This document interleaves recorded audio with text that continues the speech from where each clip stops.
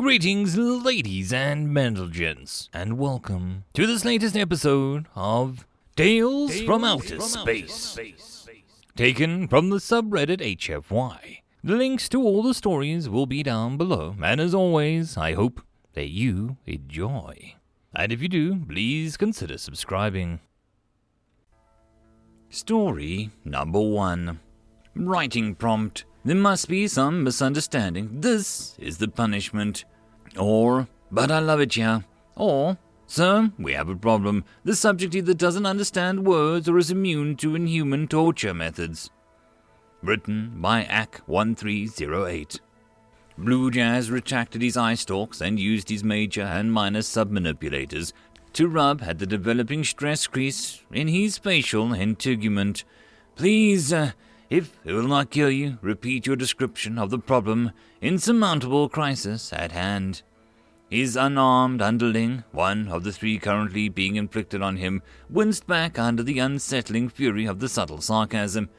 It's the human, it bleated, keeping all of its undertones, overtones, and infrasonics out of the trembling vocal utterance. It's refusing to acknowledge the punishment. Blue Jazz's left eye stalk popped out in hiding, followed by his right, a blatant sign of his irritated disbelief. Correct me if I'm mistaken. Don't even think about it. Punishment is to be endured, screaming or otherwise, not given as a choice to be acknowledged. You gobbless idiot. This is not a hyperspace study, though in your case it may as well be. I've tried, whined the underling in the most unbecoming fashion, but no matter how many extra punishments I layer on top of that ugly bipedal thing, it refuses to beg, sweet release, or for mercy. In fact, it infuriatingly pretends to enjoy them. Slither with me, commanded Blue Jazz. I shall examine this irritating, obstinate human and formulate a plan of undoubtedly infallible action. He plopped off in his uncomfortable rest and set forth into the depths of the multi-species prison of which he was the supreme high director. Remind me, what crime has this assuredly guilty as sin been convicted of? It encountered a member of our most high corporate overlord caste and used its hugely strung manipulator arm to strike him in the dorsal region, at the same time uttering the unspeakably insulting phrase, "Sup, dude?" The underling cringed back as it repeated the phrase. Those 2 syllables had been known to get beings exiled from the system for life. The force of the aggressively assaulting blow caused the official to regurgitate his last meal. It all made sense now. Such an offense, separating a member of the corporate overlord caste from his food, was amongst the most heinous known of its kind. Why was it not immediately executed? On-site security attempted to do so, the underling admitted, but their salt sprayers must have been faulty, proved ineffective. So the being was taken into custody and placed under punishment as mandated by the authoritative, infallible information that we have. And you say that it's not working? They slithered into the capture space where the guards determined by eye stalk count that there was no escaped prisoners in disguise, then were let through. No, despite the fact that it should be. The underling twisted its eye stalks. As mandated, we are forcing it to spend part of its waking cycle semi-submerged in dihydrogen monoxide, and another part exposed to ultraviolet radiation of an intensity that would surely cook you or I alive. For foodstuffs, it is being forced to subsist on more dihydrogen monoxide, as well as liquids containing caffeine, as well as some containing ethanol. There is also a particularly unpleasant and undoubtedly deadly type of food called pizza, and another called burgers. These have meat-based protein on them. Blue Jazz shuddered, a process which took some time to complete. His eye stalks curled in on themselves.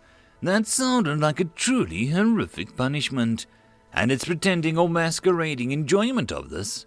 It must surely process an unusual and unnatural threshold for pain. A thought struck him. Have you attempted to use salt, true torture, in its punishments?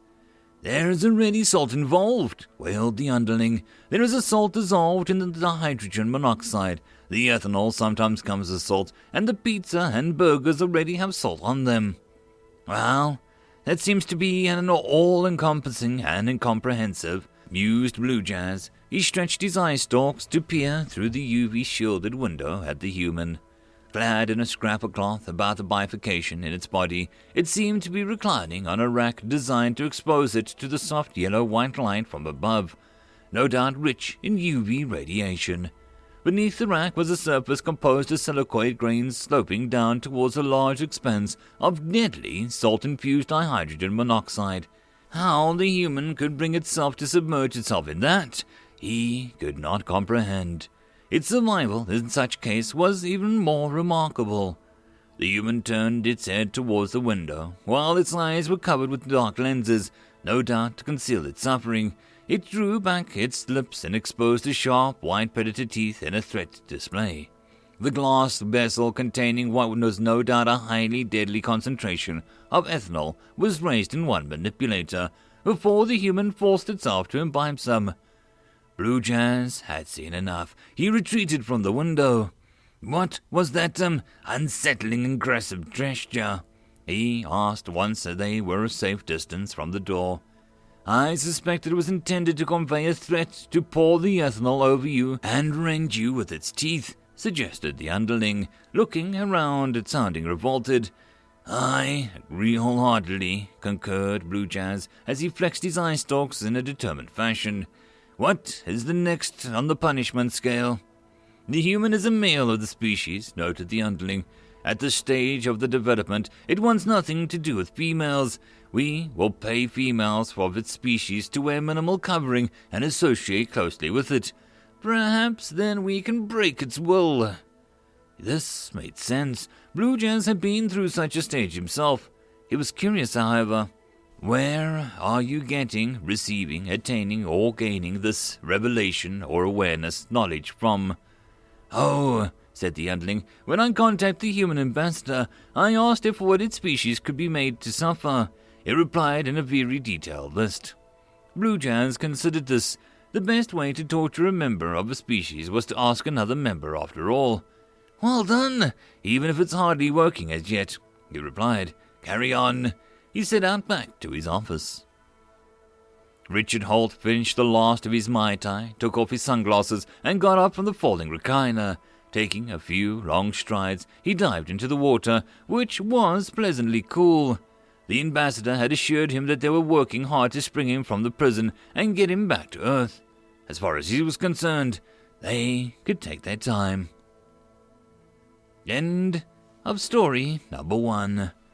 Story number 2.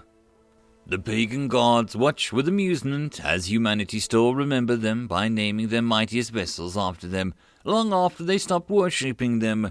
When war against aliens break out, the old gods suddenly aid the humans, not wanting the last homage of them to be taken lightly. Written by Perilous Platypus. Frontiersman Lucian Zan's blood flowed freely down his brow until it met his jawline. It pulled on the tip of his chin and then dipped downwards, unnoticed and unimportant. "How many are we looking at? I'm getting nothing on the squid and the local." Jack Studd snorted.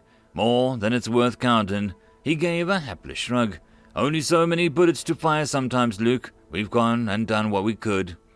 Zan's eyes watered with smoke from the fire began to cloud the cockpit, causing the view screen to blur. The red blinking notification was clear enough. "We didn't get a clear line. The message isn't getting out." "They'll know well enough when we, the Hermes, don't report in. Sometimes shooting the messenger is a message enough." Jack yanked the release on his harness, letting some of the pressure off of his chest. Just above his breast was a small winged sandal with the name Stud emblazoned above it. "Wish we'd brought bigger guns. They say that the new models got grav pulses." Lucian sighed. "Yeah, well, it was supposed to be quiet out this way. Squids are supposed to be a few hundred AUs in the other direction." He slammed his heel of his hand into the panel in front of him, willing the engine back to life. They were dead in the black, their ion drives locked offline. The squids would have them tracked in soon enough. They needed a bit of luck, that or the grace of God. Zan pulled up the comms relay, funneling the last bit of power in a vain hope of getting the message out. Thor was only a hop and a skip behind them, close enough to make it before the air ran out of their suits. The warships had been pulverizing everything in its path, its mass drivers inexplicably performing beyond specifications on multiple occasions. His fingers flew across the panel, the spiderweb of cracks ignored as he attempted to call out. The last bit of power trickled down and the lights dimming on the ship. "Auxiliaries almost gone," Jack called out. Lucian ignored him, his attention focused on the little red blinking notification on relay readout. "Come on, you goddamned..." Small flare appeared. The readout flickered for a briefest of moments to show a pair of winged sandals, and the red notification blinked and reappeared in a cool, minty green. "Son of a witch!" Zan yelled out. "It's out!" The lights blinked out, shrouding the ship in darkness. "What?" Jack asked, his plexiglass helmet stored on his collar unfurling and sheathing his head. A small 100% number appeared on his shoulder, indicating his oxygen supply. "The relay! I got a message out. Thor should have it in a few minutes." Lucian frowned at the local. "Probably not enough time to save our asses, but at least home has a warning that we've got squids pounding down their back door." "Captain, we've got a priority inbound from the edge. Frontier ship Hermes. Distress."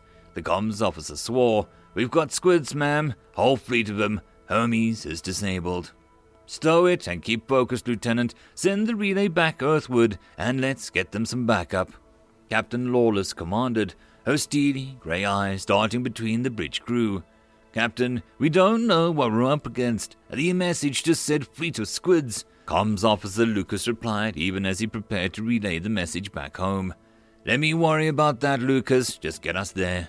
She sat in her command chair and her shoulders squared forward, the golden lightning bolt emblazoned on her chest, twinkling in the light. "This is the Thor. We've got the hammer." Frontiersmen Zan and Stud had drifted back in the black abyss, the oxygen numbers on their shoulders slowly ticking down. They did not speak. Each word would simply be a wasted breath, something neither could afford.